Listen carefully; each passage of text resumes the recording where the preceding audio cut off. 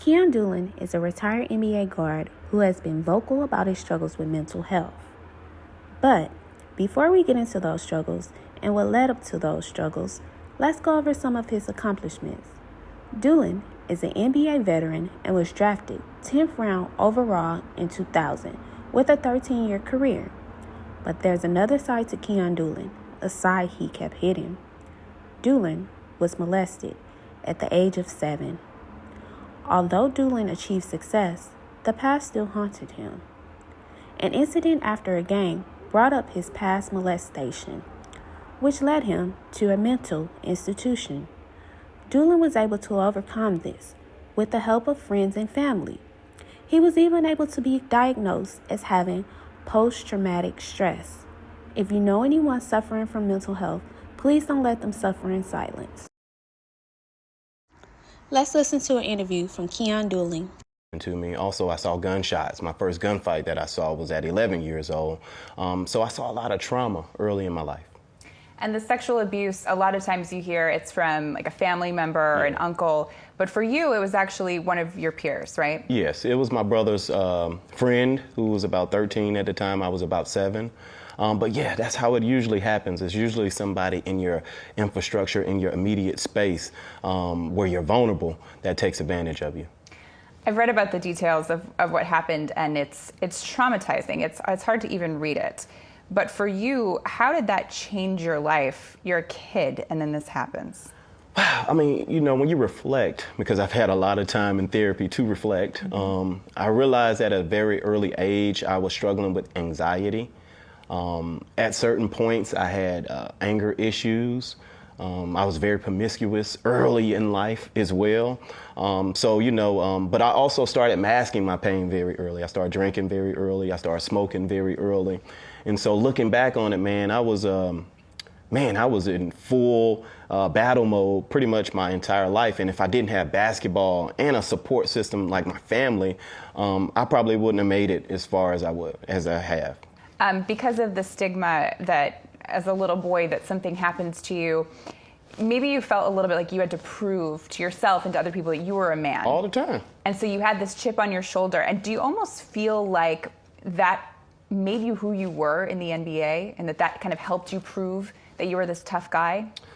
I think at times you can channel from your anger, from the worst part of your journey, but I think you can burn out very quick if you're only going into a dark place to play. The way that I played the game, I played it with fun. I played it with energy. I had, from a place of joy. And so what I learned how to do later in my life is play it from a place of joy. I didn't have to necessarily channel the environment that I grew up in or some of the traumatic experiences that I had. Oh, so it was an escape for you also. Absolutely. Basketball is a place where you can fully, reinvent yourself. It's a place where you can express, your dominance over your opponent.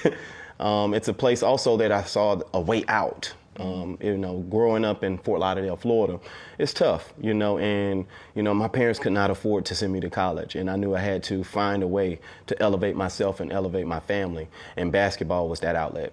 So you're in the league for years, and you kind of had this way to escape until one night, you and I think it was Avery Bradley, you're out at dinner. Something happens in the bathroom that changes everything. Yeah. What was that? So we were out in Seattle, Washington. We did some charity work back in Avery's old neighborhood. As I go to use the restroom, a guy just, while I'm urinating, just grabs my butt. And it was the moment that really triggered me and shifted, my entire life. It was, it was a very, very life-altering moment for me. Were there kind of memories that rushed back to you that you had suppressed for a while? Absolutely. I've never embraced my experience, especially around being sexually abused. It happened from a young man. I think sometimes as men, that's very difficult for us to grapple with. And so I was gonna, never tell anybody about that. I had never shared it with my wife, my family. Matter of fact, I never even allowed myself to feel what I had went through as a child. And so in that moment, when these visions start coming back, these memories that I had pushed down, and there were more memories than just that one, but this one in particular was the most traumatic to me. Sure. So I kept trying to push it down and it kept coming back. And so I decided to run. run because I didn't know what I was experiencing at that moment. So that's when things kind of started to spiral. Oh, yeah. For you. Oh, yeah. I've talked to some of the Celtics who were there when you were too.